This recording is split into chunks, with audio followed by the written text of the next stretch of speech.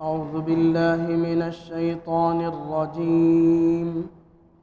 بسم الله الرحمن الرحيم. فتلقى آدم من ربه كلمات فتاب عليه إنه هو التواب الرحيم. قلنا اهبطوا منها جميعا فإما يأتينكم مني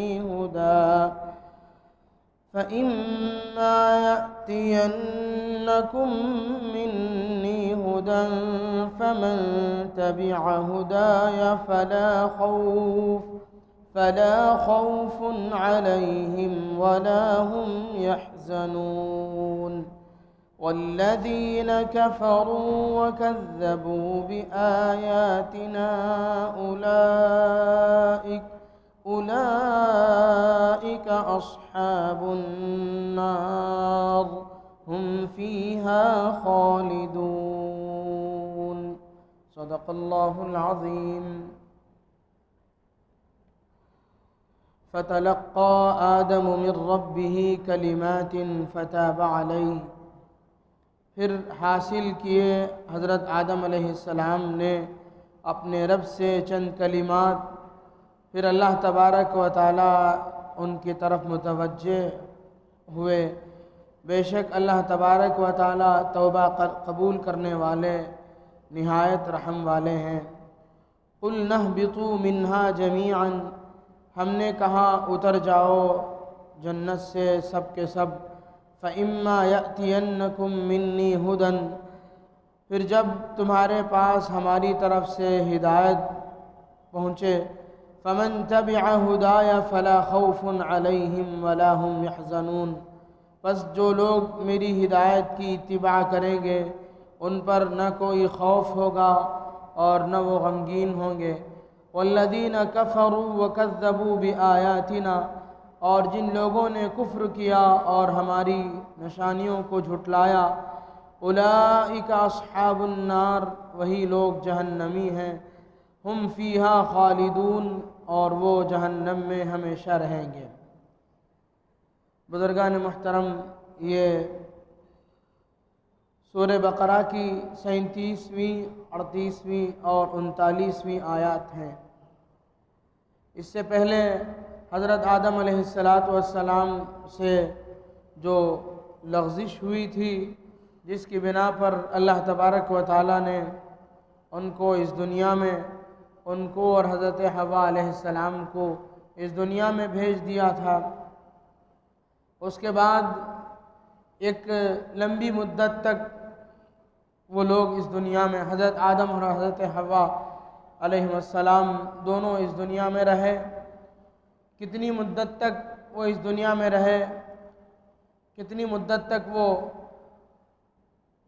روتے رہے، اس کی کوئی صراحت قرآن اور حدیث میں نہیں ہے. بعض اسرائیلی روایات یہ بتاتی ہیں کہ 300 سال تک حضرت آدم علیہ السلام اپنی اس چھوٹی سی بھول پر اللہ کے سامنے روتے رہے. اس کے بعد اللہ تبارک و تعالی نے حضرت آدم علیہ السلام کو، اللہ نے حضرت آدم علیہ السلام کے دل میں کچھ کلمات القاء فرمائے، کچھ کلمات ڈالے، جن کے ذریعے سے حضرت آدم علیہ السلام نے اللہ سے دعا فرمائی. وہ کیا کلمات تھے؟ مختلف روایتوں میں مختلف طریقے کی باتیں موجود ہیں، لیکن خود قرآن کریم میں آگے چل کر کے 8ویں پارے میں وہ آیت آئے گی. مشہور دعا بھی ہے جسے ہم لوگ کرتے ہیں، جس میں حضرت آدم اور حضرت حوا دونوں کی طرف نسبت کر کے فرمایا گیا: قالا ربنا ظلمنا انفسنا وان لم تغفر لنا وترحمنا لنکونن من الخاسرین.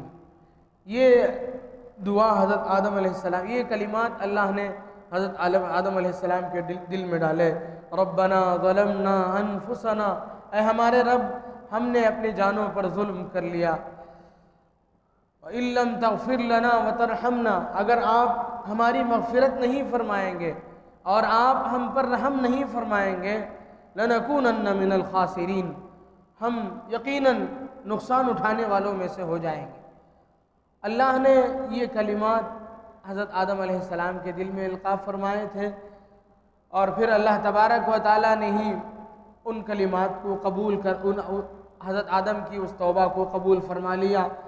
فرماتے ہیں اِنَّهُ هُوَ التَّوَّابُ الرَّحِيمُ، بے شک اللہ تبارک و تعالیٰ ہی توبہ قبول کرنے والے اور رحم کرنے والے ہیں۔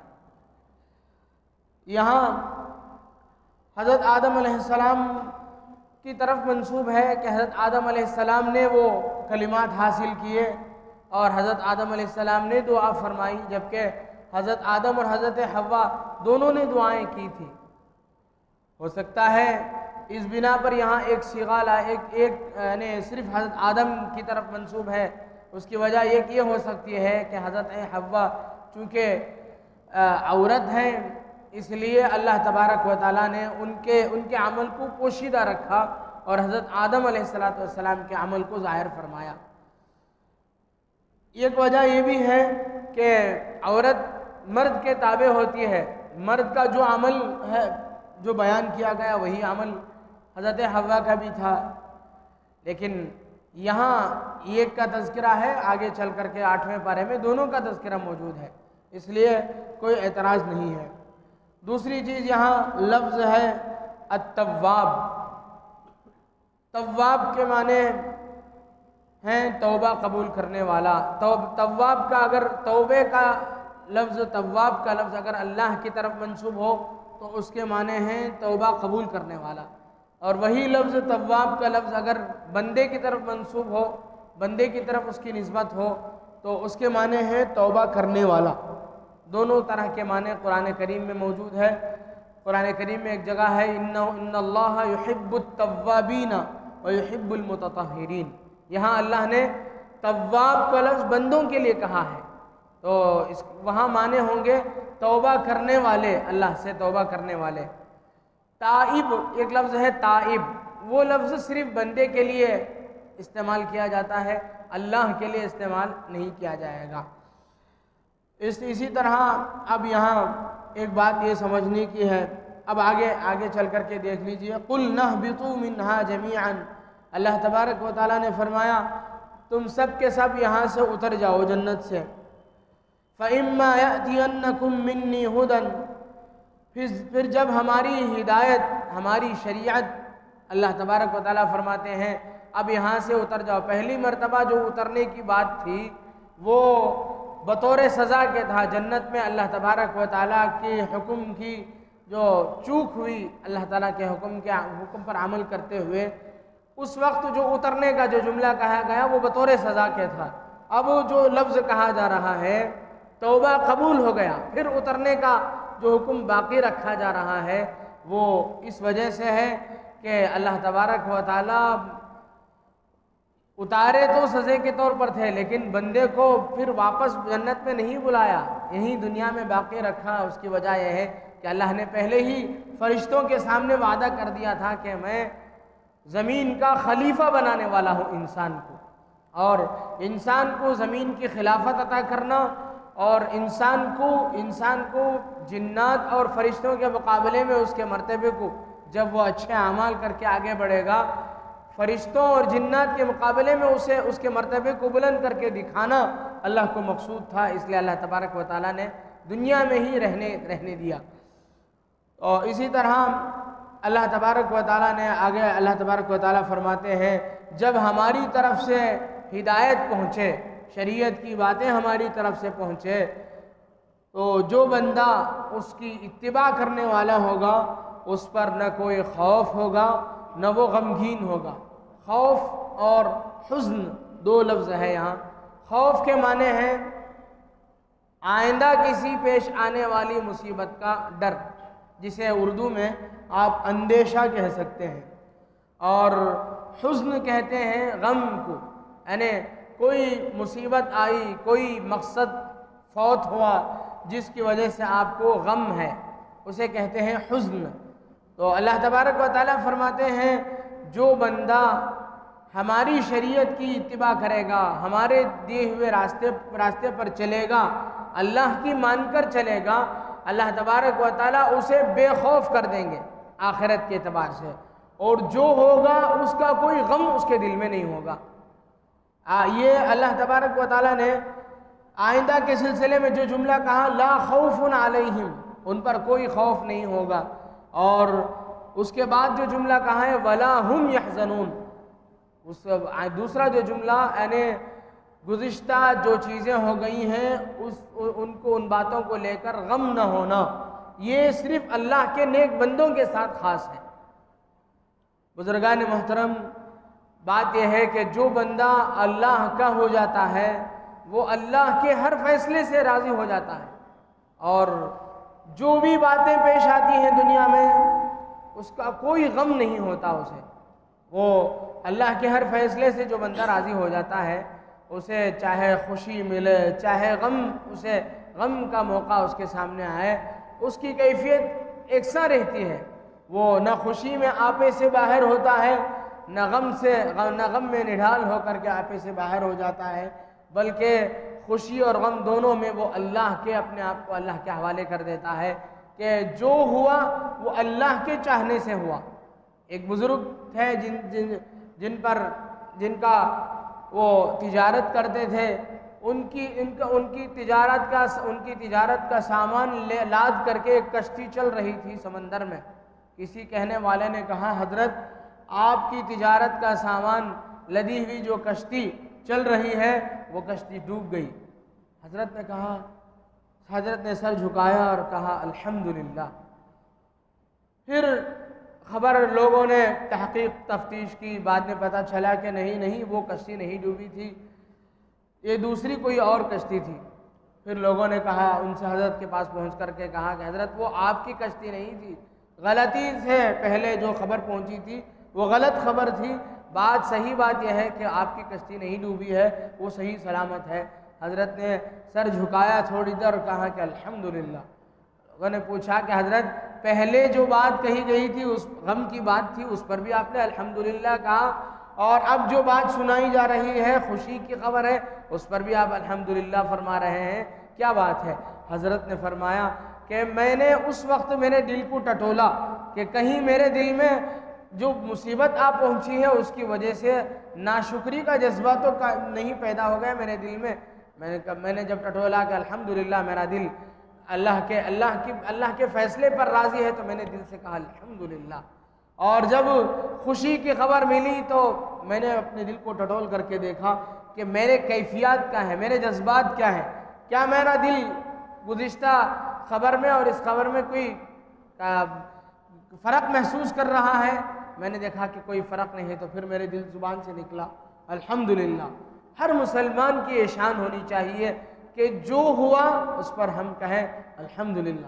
اللہ کو جو منظور تھا اللہ نے کیا، اللہ نے ہمارے لیے، اللہ نے ہمارے حق میں جو بہتر تھا وہ اللہ نے کیا۔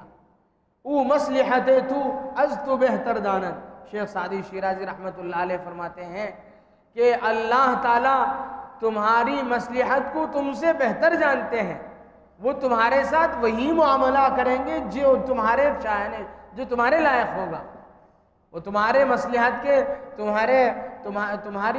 تمہاری تکلیف سے بڑھ کر کوئی معاملہ نہیں کریں گے۔ اگر اللہ تبارک و تعالیٰ چاہتے تو حضرت شیخ سعدی رحمۃ اللہ علیہ نے ان اشعار کے پہلے کچھ اشعار پہلے حضرت نے لکھا ہے کہ گرب اے مسکین اگر پرداشتے تخم کنجشک از جہاں برداشتے، یعنی بلی کے اگر پر ہوتے تو بلی آپ دیکھتے ہیں چڑیا کا شکار کرتی ہے، اگر اللہ تعالیٰ اسے پر دے دیتے تو کیا کرے گی؟ دنیا سے چڑیا کی نسل ہی ختم کر دیتی، اڑ اڑ کر کے ساری چڑیا کا شکار کرتی۔ تو فرماتے ہیں گرو اے مسکین اگر پرداشتے تخم کنجشک از جہاں برداشتے، ایند و شاخ گاؤں گر خرداشتے ہے چکسرا گرد خود نہ گزاشتے۔ فرماتے ہیں اگر بیل کے جو دو سنگ ہیں وہ دو سنگ اگر گدھے کے سر پہ نصب کر دیے جائیں تو گدھا جس طرح پیر سے لات مارتا ہے اسی طرح وہ کیا کرے گا؟ سینگ سے بھی چھپائے گا، اور کسی کو اپنے قریب اپنے سے پھٹکنے نہیں دے گا، کسی کو اپنے قریب ہونے نہیں دے گا، اس پر کیا بوجھ لا دو گے؟ تو اللہ تبارک و تعالی ہر انسان کی مصلحت کو، ہر انسان کے ساتھ اس کی شان کے موافق اس کی مصلحت کو اللہ تبارک و تعالی ہم سے بہتر جانتے ہیں، اس سے بہتر جان کر کے اس کے ساتھ اللہ تعالی معاملہ فرماتے ہیں۔ تو یہ اللہ تبارک و تعالی نے فرمایا کہ جو بندہ اللہ تبارک و تعالی کے فیصلے سے راضی ہوگا اس پر نہ کوئی خوف ہوگا نہ وہ غمگین ہوگا۔ آگے فرمایا والذین کفروا وکذبوا بآیاتنا اولئک اصحاب النار ہم فیہا خالدون، جن لوگوں نے کفر کیا اور جن لوگوں نے ہماری آیتوں کو جھٹلایا وہ جہنم میں ہوں گے، اور ہم فیہا خالدون، اور وہ ہمیشہ جہنم میں رہیں گے۔ شروع میں جو بات کہی گئی تھی، اللہ کے نبی حضرت آدم علیہ السلام نے توبہ کی، اور ایک لمبی مدت تک حضرت آدم علیہ السلام توبہ کے 3 درجے ہیں، توبہ کی 3 شرائط ہیں۔ سب سے پہلی شرط یہ ہے کہ آدمی کے دل میں ندامت ہو، سب سے پہلی شرط یہ ہے کہ جو گناہ کر رہا ہے اس گناہ کو چھوڑے، جس گناہ میں مبتلا ہے اس گناہ کو پہلے چھوڑے۔ عجیب معاملہ ہوتا ہے کہ لوگ بازار میں گھومتے ہیں، گھومتے بدنگاہی کرتے ہیں، کسی نامحرم پر نظر ڈالتے ہوئے زبان سے لا حول ولا قوہ کہتے ہیں۔ یہ کیسی نادانی ہے؟ پہلے اس گناہ کو چھوڑے، پہلی شرط یہ ہے کہ جو گناہ کر رہا ہے اس گناہ کو چھوڑے۔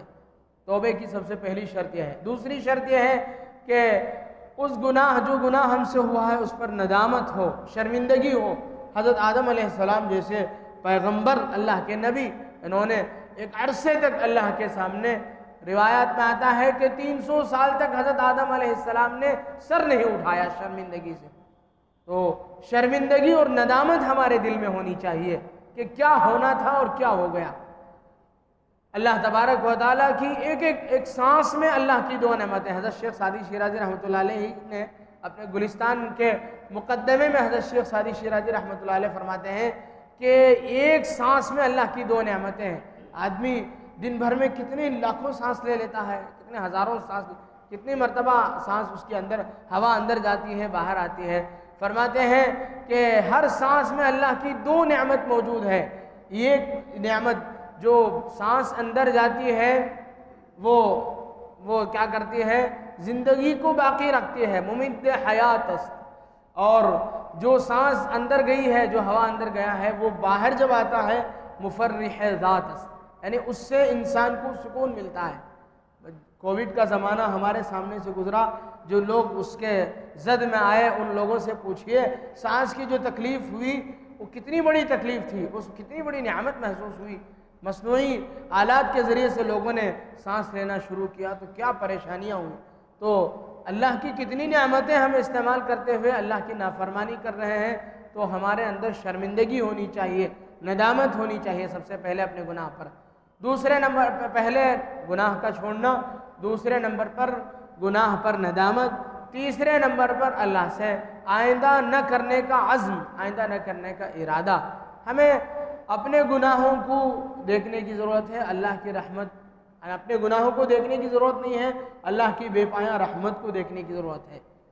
اللہ تبارک و تعالیٰ کی رحمت، فرمایا وسعت ان رحمتی وسعت علی کل شیء، اللہ کی رحمت جو ہے ہر چیز پر وسیع ہے، اللہ کی رحمت جو ہے بہت وسیع رحمت ہے۔ اس لیے ہمیں اس سے حضرت ڈاکٹر عبدالحی فاروقی رحمۃ اللہ علیہ فرمایا کرتے تھے کہ سمندر میں لوگ طرح طرح کی غلاظتیں، دن بھر میں ٹنوں اور منوں غلاظتیں سمندر میں لوگ بہا دیتے ہیں، لیکن ایک موج آتا ہے تو ساری غلاظتوں کو لے جا کر کے پاک کر دیتا ہے۔ اسی وقت آپ اس میں وضو کریں، آپ کا وضو بھی جائز، اس وضو سے آپ کی نماز بھی جائز۔ سمندر میں بہت ساری غلاظتیں پھینکتے ہیں، یہ ایک مخلوق میں اللہ نے یہ طاقت رکھی ہے، تو اللہ کی رحمت میں کتنی وسعت ہوگی، اللہ کی ذات میں کتنی وسعت ہوگی۔ اس لیے ہمیں اپنے گناہ کو دیکھنے کی ضرورت نہیں ہے۔ کہ ایک لطیفہ حضرت نے لکھا ہے کہ کسی بیل کے سینگ میں ایک مچھر بیٹھا، اس کا اٹھتے ہوئے اس نے معذرت چاہی کہ معاف کیجئے، مجھے نہیں معلوم تھا کہ آپ کی سینگ ہے، مجھے اندازہ نہیں تھا، اس لیے میں معافی چاہتا ہوں کہ میں اجازت کے بغیر آپ کی سینگ میں بیٹھ گئی۔ بیل نے اس سے کہا کہ مجھے تو تیری معافی کے بعد پتہ چلا کہ تو میرے سینگ میں بیٹھی تھی، مجھے کیا پتہ چلا۔ تو اللہ کی رحمت اتنی وسیع ہے، ہماری گناہوں کا اللہ کو کیا اس کا احساس بھی نہیں ہے۔ ہمیں اپنا فریضہ سمجھتے ہوئے ہم اپنے گناہوں پر ندامت کی ضرورت ہے، اور اس سے ہم اللہ سے توبہ کرتے رہیں گے۔ اور حدیث پاک میں ہے ما اصر من استغفر وان عاد فی اليوم 70 مرہ، کہ جس نے توبہ کر لیا، استغفار کر لیا، اگرچہ ایک دن میں 70 مرتبہ بھی توبہ کرنے کے بعد گناہ ہوا، پھر توبہ کیا پھر گناہ ہوا، توبہ کیا پھر گناہ ہوا، اس طرح 70 مرتبہ بھی اگر ایک دن میں ہو گیا، پھر بھی اللہ تبارک و تعالیٰ کے ہاں اس کا توبہ قابل قبول ہے۔ اسے گناہ پر اصرار کرنے والا نہیں کہیں گے۔ مشکوٰۃ شریف کی روایت ہے، حدیث میں موجود ہے۔ اس لیے حضرت آدم علیہ السلام نے جو کیا تھا، اپنے گناہ کو چھوڑنا، دوسرا اپنے گناہ پر نادم ہونا، تیسرا آئندہ نہ کرنے کا مکمل پختہ ارادہ کرنا ہمارا کام ہے۔ اگر وہ ٹوٹ گیا تو پھر وہ اللہ کی مرضی ہے، اس کے ہم ذمہ دار نہیں ہیں، ارادہ کرنا ہمارے ذمہ ہے۔ اللہ تبارک و تعالیٰ سے دعا ہے کہ اللہ تبارک و تعالیٰ ان آیات کے ذیل میں جو باتیں کہی گئیں ان باتوں پر ہمیں عمل پیرا ہونے کی توفیق نصیب فرمائے۔ آمین۔ وآخر دعوانا الحمد للہ رب العالمین۔